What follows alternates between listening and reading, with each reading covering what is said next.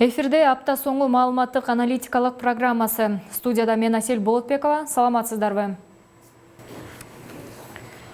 Бул өтүп бараткан аптада Кыргыз Республикасынын бийлиги алмашты. 2017 жылдын 15 октябрында өткөн президенттик шайлоодо көпчүлүктүн добушун алып жеңишке жеткен Сооронбай Жээнбеков туура 3 жылдан кийин тагыраагы 2020 жылдын 15 октябрында отставкасын жарыялап, 16 октябрь күнү расмий түрдө президенттик кызматын тапшырды.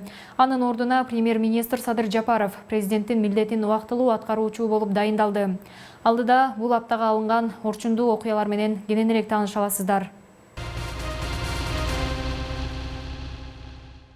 2020 жылдын 4 октябрында Жогорку кеңештин 7 чакырылышынын депутаттарын шайлоо күнү болгон. Аталган шайлоодо бир катар мыйзам бузуулар катталып, Сооронбай Жээнбеков парламентте 2 партия аркылуу 91 орунду алган. Буга нааразы болгон эл шайлоонун жыйынтыгын жокко чыгарууну жана бийликтин алмашуусун талап кылып митингге чыккан. Бул окуялар мурдагы президент Сооронбай Жээнбековдун президенттик кызматтан кетүүсүнүн негизги себеби болду. Эске салсак, Кыргызстандын тарыхында буга чейинки мамлекет башчылары Аскар Акаевдин дагы, Курманбек Бакиевдин дагы кызматтан кетүүлөрүнө бурмаланган шайлоо, үй бүлөлүк жана кландык башкаруулар себеп болгон. Элдик коогалаң болгон күнү мурдагы өкмөт башчы Кубатбек Боронов баштаган бир катар башкаруучулар кызмат ордуларынан өз ыктыярлары менен кетип, бийлик алмашуу болду. Бийликтин алмашуусу адегенде эле өкмөт башчы Кубатбек Бороновдон башталып, анын ордуна 2017 жылы 11 жылга эркинен ажыраган депутат Садыр Жапаров элдин талабы менен боштондукка чыгып, премьерликке бекитилди. Аны менен катар Жогорку кеңештин төрагасы Дастан Жумабеков кызматын тапшырып, төрагалыкка Кыргызстан партиясынын лидери Канатбек Исаев келди. Бул чечим Жогорку кеңештин депутаттарынын Ала Арча мамлекеттик резиденциясында 13 октябрда өткөн кезексиз жыйынында кабыл алынды. Исаевдин талапкерлигин Кыргызстан фракциясы сунуштап, калгандары колдоп беришти. Урнага 80 бюллетень салынган. Комиссиянын 12 мүчөсү аларды санап чыгып, натыйжада 78 депутат макул, 2 каршы добуш бергени аныкталды. Бул арада Садыр Жапаровдун премьерлиги бир катар жыйындарда каралган. Бирок айрым саясатчылар 10 октябрда өткөн жыйында кворум болбогонун айтып, анын аталган кызматта дайындалышы мыйзамсыз деген пикирлерин билдирген. Буга байланыштуу 13 октябрда экс-президент Сооронбай Жээнбеков өкмөттүн түзүмү менен курамын аныктоо программасын бекитүү тууралуу токтомду Жогорку кеңешке кайтарып, Жогорку кеңештин жаңы дайындалган төрагасы Канатбек Исаевке мыйзам чегинде кароого буйрук берген.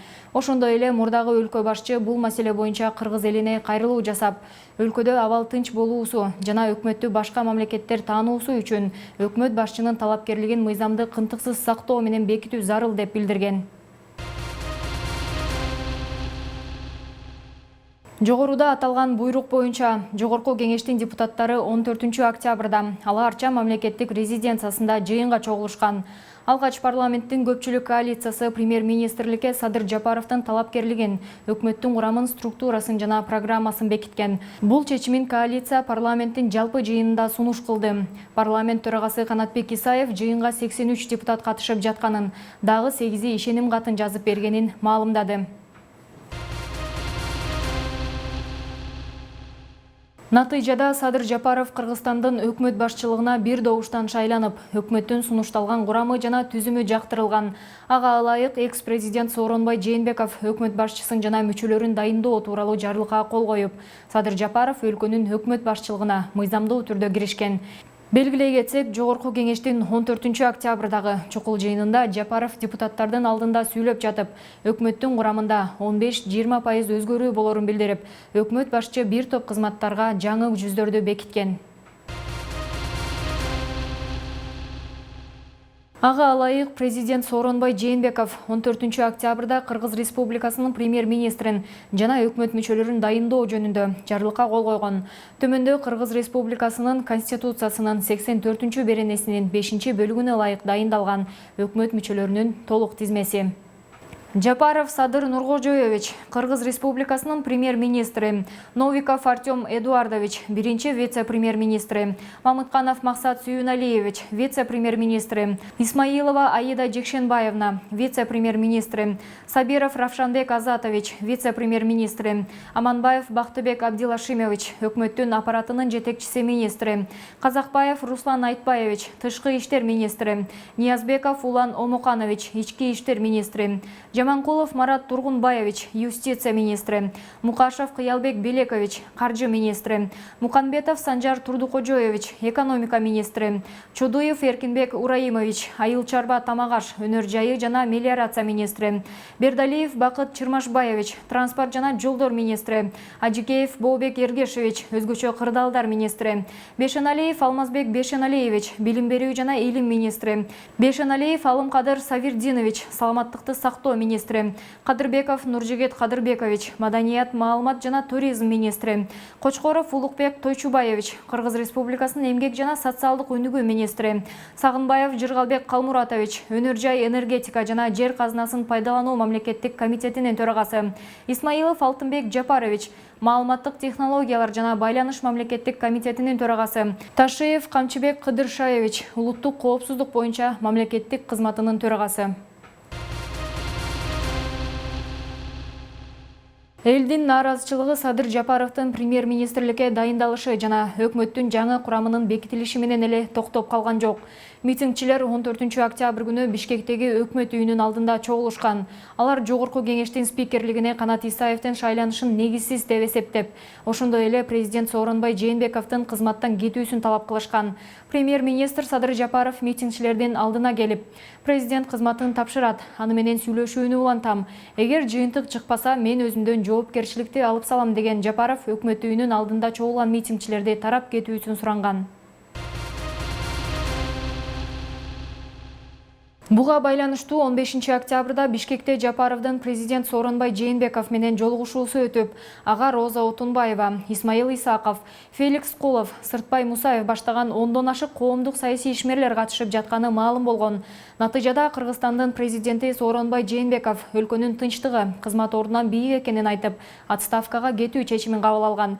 Отставкасын жарыялаган Сооронбай Жээнбеков 16 октябрда аларча мамлекеттик резиденциясында болуп өткөн парламенттик жыйында сөз сүйлөп, өлкөбүздүн тарыхы 6 октябрга чейин жана андан кийинки учуру деп өлчөнүп калды. Бул бурулуш бизге эмне алып келерин тарых жана убакыт көрсөтөт деп баса белгиледи. Урматтуу мекендештерим, урматтуу депутаттар, мына президентке шайланганыма кечээ 3 жыл болду. Кудайдын буйругу менен элдин колдоосуна таянып, мамлекеттик бийликтин баардык бутактары менен биргеликте ички жана тышкы саясатта бир топ иштерди аткардык. 2017 жылы президентке аттанганда берген негизги убаларымды аткаруу ушул 3 жылдык эмгегимдин өзөгүн түздү. Президенттик мөөнөтүмдүн алгачкы жылын тышкы саясатты жолго коюуга жумшадым. Бул көзгө көрүнбөгөн, бирок көп убакытты жана күч аракет талап кылган түшүктүү иш болду. Тышкы саясатты улуттук кызыкчылыктарыбызга толук жооп бергидей жүргүздүк. Мамилебиз согундап калган мамлекеттер менен өнөктөштүгүбүздү бекемдедик. Өлкөнү санариптештирүү, калкты таза суу менен камсыздоо, жаңы жерлерди өздөштүрүү, калкты турак жай менен камсыз кылуу — бул менин президенттик ишимдин негизги багыттары болду. Ички миграцияны токтотуу максатында аймактарды өнүктүрүү саясатына өзгөчө басым жасадым.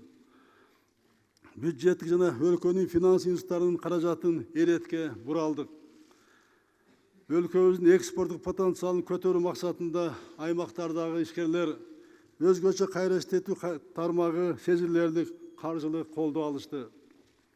Соттук укуктук реформасын ордунан жылдырдык. Коррупция каршы күрөш жүрдү.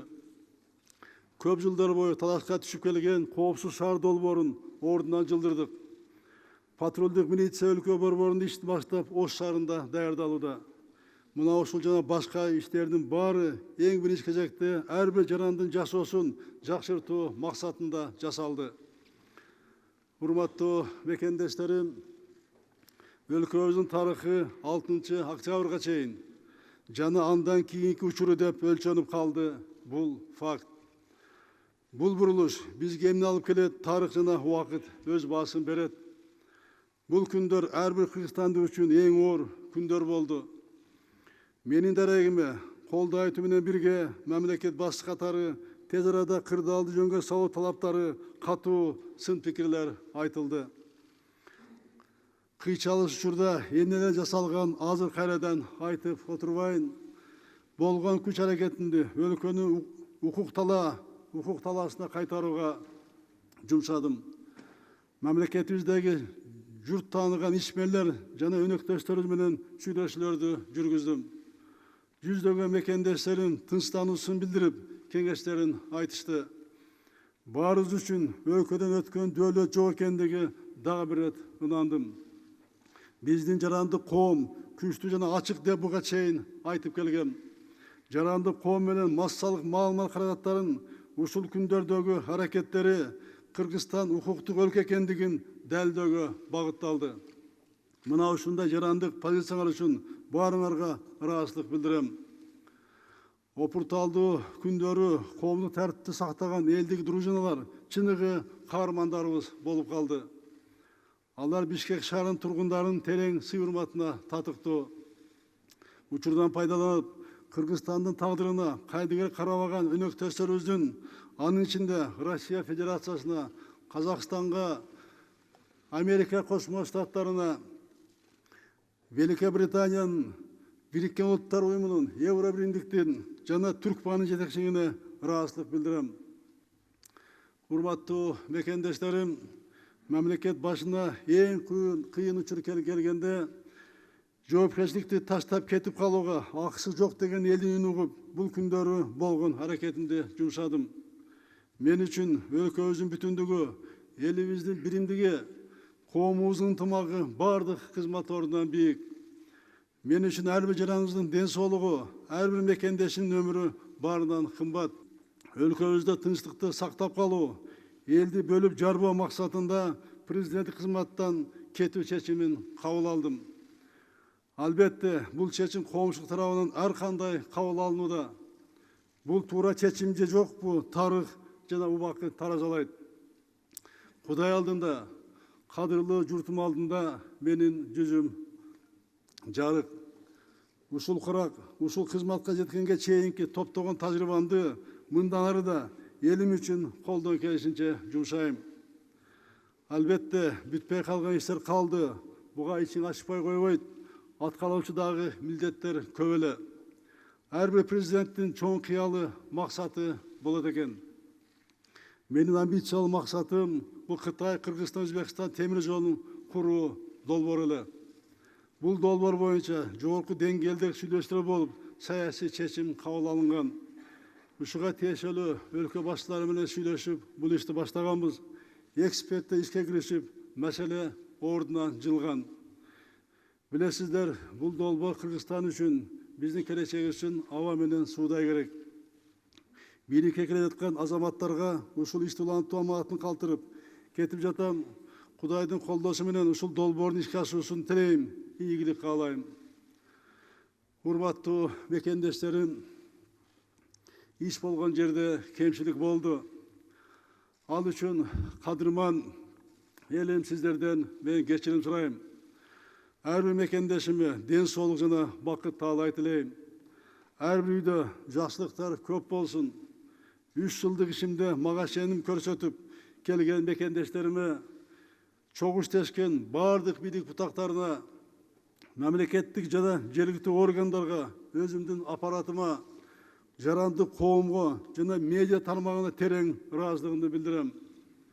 Эки тизгин бир жылыбызды колго алып жаткан жаңы бийликтин ишине ийгиликтерди каалайм.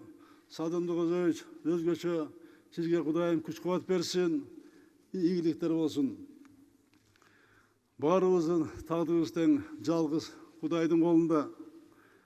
Мээримдүү, ырайымдуу жараткан Кудайым өзү элибизди колдоп, элибизде аманчылык, жерибизде тынччылык болсун.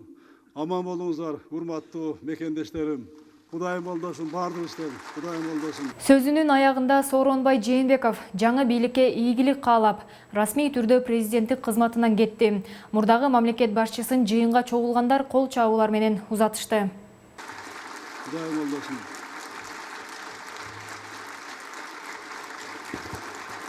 Рахмат.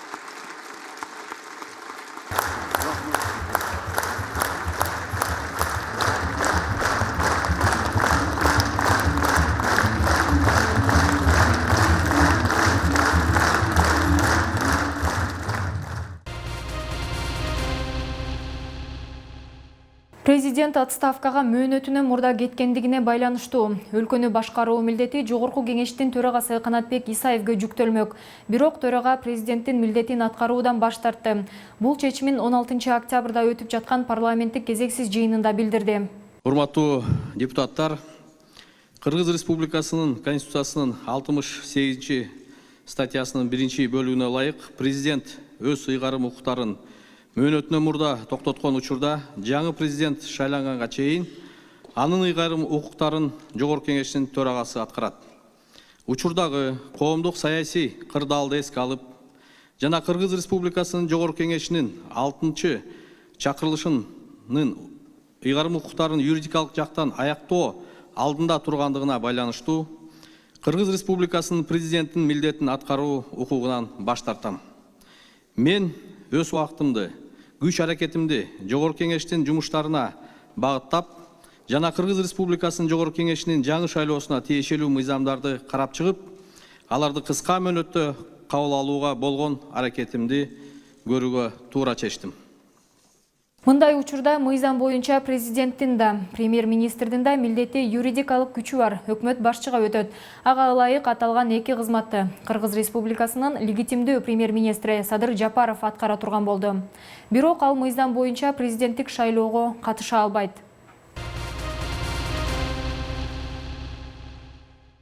Ал Арча мамлекеттик резиденциясында болуп өткөн Жогорку Кеңештин кезексиз жыйынында өкмөттүн түзүмү менен курамын аныктоодон тышкары башка маселелер дагы каралып, Бишкек шаарынын аймагында өзгөчө абал киргизүү тууралуу токтомду жокко чыгаруу чечими кабыл алынган.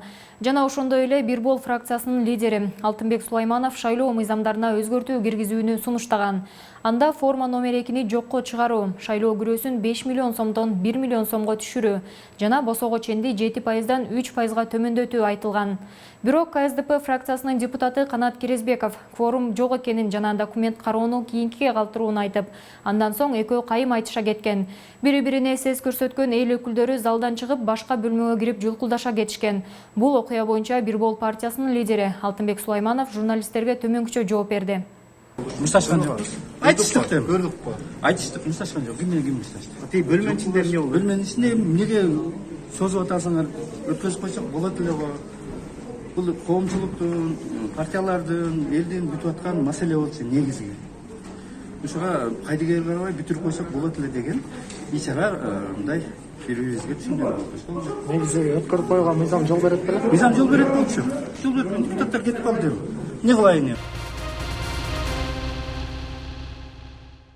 Жогоруда аталган жыйындан кийин тагыраагы кече 16 октябрда Кыргыз Республикасынын президентинин милдетин аткаруучу премьер-министр Садыр Жапаров Кыргыз Республикасынын президентинин ишмердигинин кепилдиктери жана Кыргыз Республикасынын экс-президентинин макамы жөнүндө мыйзамга ылайык кызматтан кеткен Сооронбай Жээнбеков тууралуу жарлыкка кол койду. Ага ылайык Сооронбай Жээнбековго экс-президент макамы берилет жана ага жараша мыйзамда каралган жеңилдиктер, ошондой эле кол тийбестик укугу ыйгарылат. Буга жараша Сооронбай Жээнбековго карата ал иштеп тургандагы кетирген кылмыш иштери боюнча кылмыш ишин козгоого мүмкүн эмес. Экс-президент катары Сооронбай Жээнбеков мамлекеттик дачада жашоого, айлыгынын 75%-ын ай сайын алууга, акысыз унаага, телефон байланышына жана мамлекеттик кайтарууга, күзөт кызматынан бекер урунууга акылуу. Президенттин отставкасынан кийин Конституция менен мыйзам жолунан чыкпоо үчүн бир нече кадамдарды тез арада аткаруу керек. Конституция боюнча парламенттик шайлоо 2 айдын ичинде, президенттик 3 айдын аралыгында өткөрүлүшү шарт. Ал эми Борбордук шайлоо комиссиясынын төрайымы Нуржан Шайылдабекованын айтымында парламенттик шайлоону Борбордук шайлоо комиссиясы дайындайт. Ал эми президенттик шайлоону жогорку кеңеш бекитет. Убакыттын жана каражаттын тардыгына байланыштуу президенттик жана парламенттик шайлоону бир өткөрүүгө мыйзам жол берет. Эки субъект кеңешип көрүп чечим кабыл алышы керек деген төрайым шайлоо күнү 20 декабрга коюлушу мүмкүн деп билдирди. Алдыда боло турчу шайлоодо жаштардын талабы аткарылат деген президенттин милдетин аткаруучу премьер-министр Садыр Жапаров кыргыз элине кайрылуу жасады. Кайрылууда өкмөт башчы соңку окуяларды бийликке катуу сабак деп атап, анын жүрүшүндө жаш муунун кошкон салымын баса белгиледи. Кымбаттуу кыргызстандыктар, урматтуу мекендештерим. Биз 2005 жана 2010 жылдагы эки революциянын сабактарын унуттук. Элибизде өткөндү унутсак, тарых кайталанат, тарых эскертип турат деген сөз бар. Биз мурдагы революциялар менен салыштырып карай албайбыз.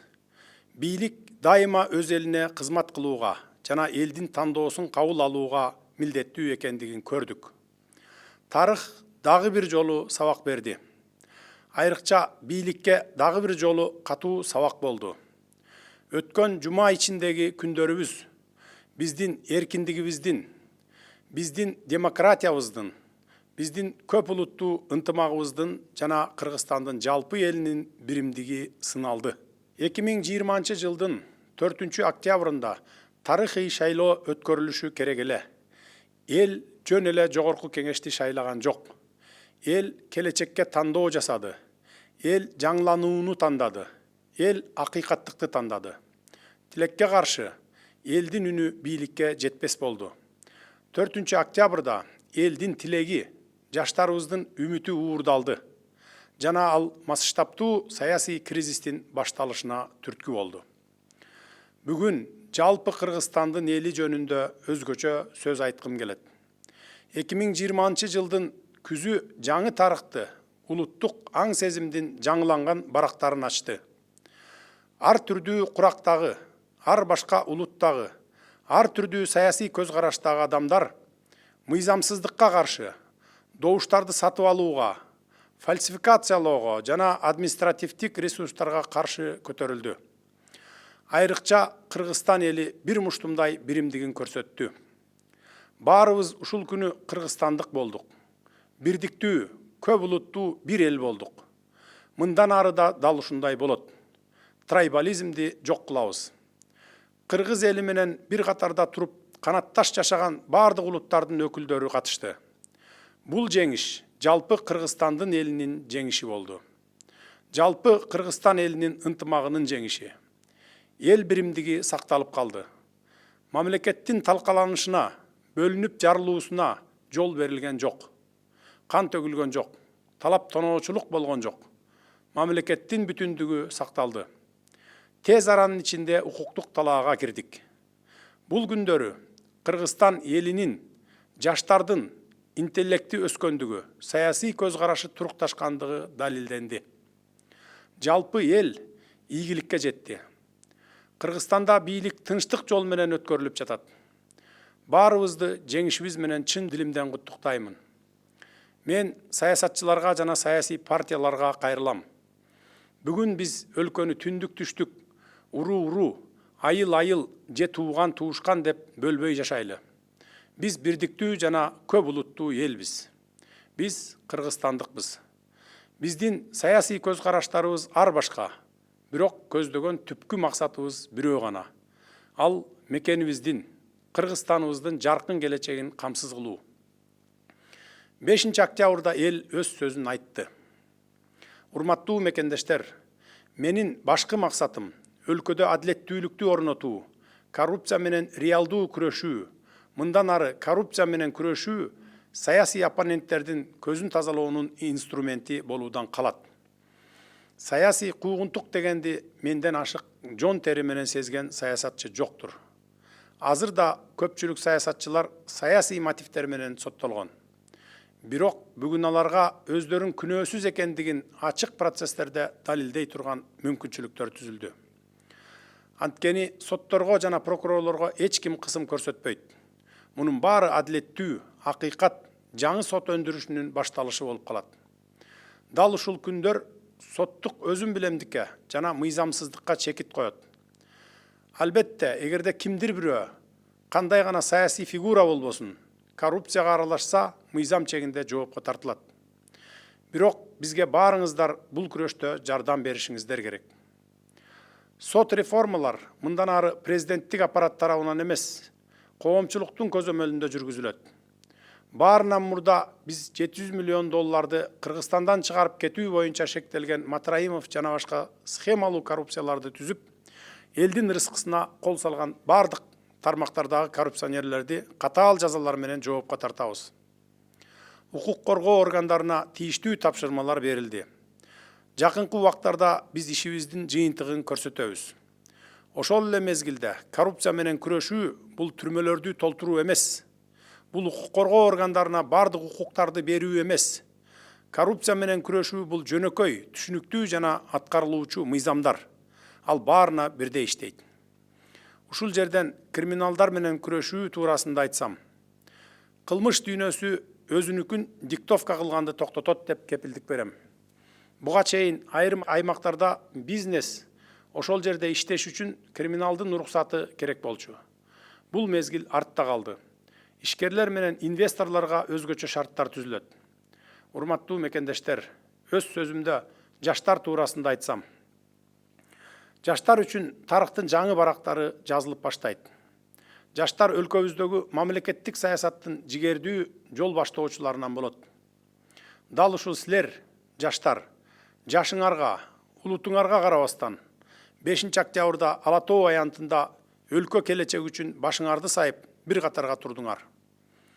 Биз ушул күндөрү мыйзамсыздык менен күрөшүп курман болгон 19 жаштагы Баткендин Баатыр кулунун терең кайгыруу менен эскеребиз. Жакынкы жылдары өлкөбүздүн саясатын аныктай турган силер болосуңар, жаштар. Биз силер менен биргеликте кадр саясатын өзгөртөбүз. Өзгөртүп баштадык. Дал ошол үчүн биз парламентке ар түрдүү саясий күчтөрдүн киришине бирдей шарттарды түзөбүз. Бирок жаштар, улуттук жана гендерлик квоталар сөзсүз аныкталат. Жаштар саясий аренада өздөрүнүн атаандаштыкка жөндөмдүү экенин көрсөтө алышты. Эми алар иштен да өздөрүн көрсөтөт деп ишенемин.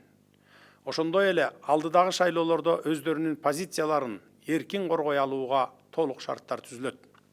Урматтуу мекендештер, экономика жана реформалар туурасында айтсам, жакынкы айлар биз үчүн жеңил эмес мезгилдерден болот. Биринчи кезекте экономикалык кырдаалды турукташтыруу зарыл. Инвесторлордун ишеничин калыбына келтирүүбүз керек. Ишкерлер үчүн коргоо жана коопсуздук кепилдигин камсыз кылуу милдети турат. Биз реформалар боюнча атайын комиссия түзөбүз. Ал өлкөбүздүн экономикасын башкаруудагы мамилелерди өзгөртөт. Жаңы доор мамлекеттик башкаруу системасында жаңы мамилелерди талап кылууда. Заманбап технологиялар чиновниктердин жана бюрократтардын салмактуу бөлүгүн кыскартууга жол ачууда. Ошондуктан кереги жок мамлекеттик структуралар жакын аралыкта жоюлат.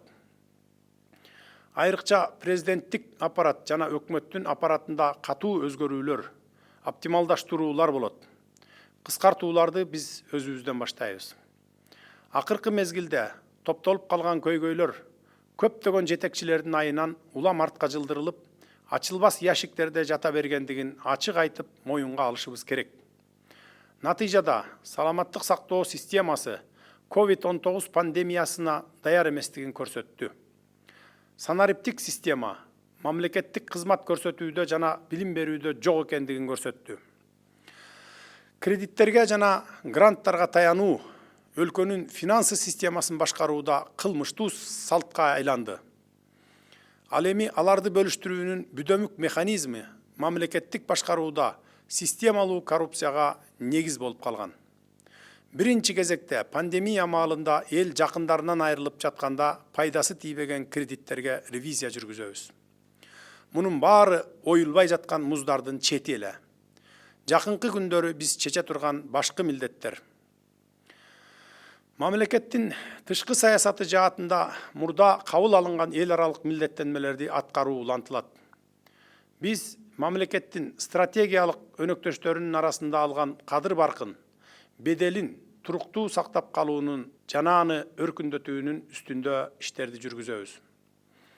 Урматтуу кыргызстандыктар, мен Кыргызстаныма ак ниет кызмат кылууга бардык билимимди, тажрыйбамды, Кыргызстандын өсүп өнүгүшүнө бардык күчүмдү, бүт эркимди жумшаймын.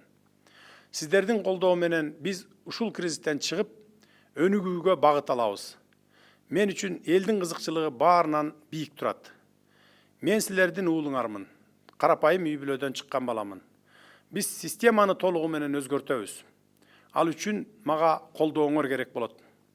Эч качан жалгыздаrak токой болбойт.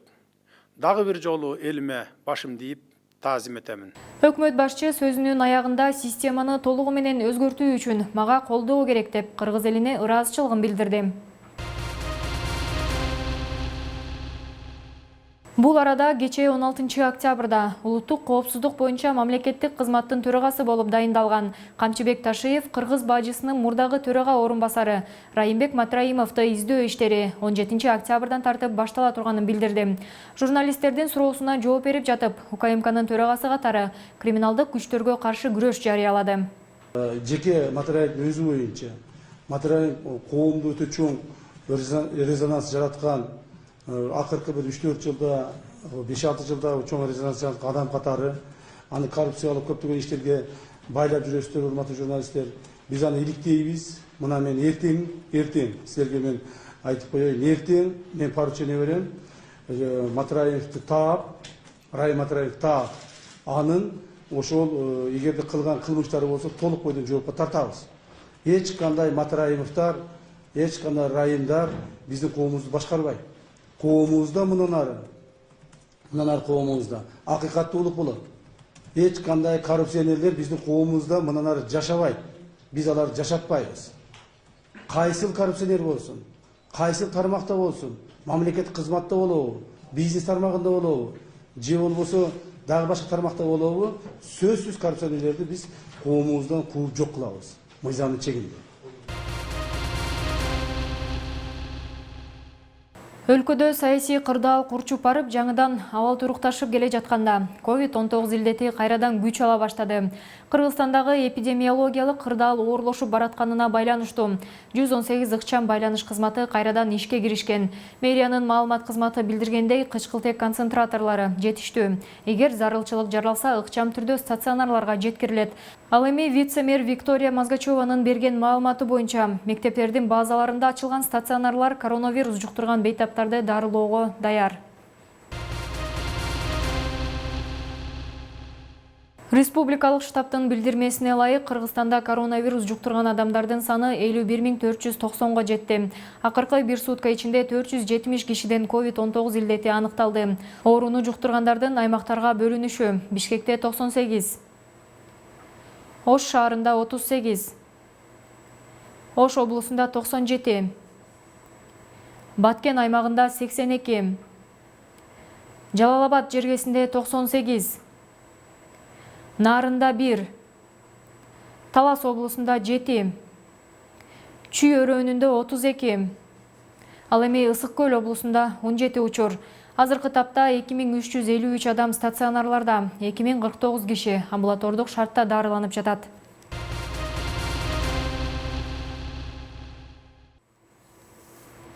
Сиздер 2020 Чекит KG интернет басылмасы жана Кыргызстан телеканалы тарабынан дайындалган апта соңу маалыматтык аналитикалык программасын көрдүңүздөр. Кийинки эфир аркылуу жолугушканча сак саламатта туруңуздар.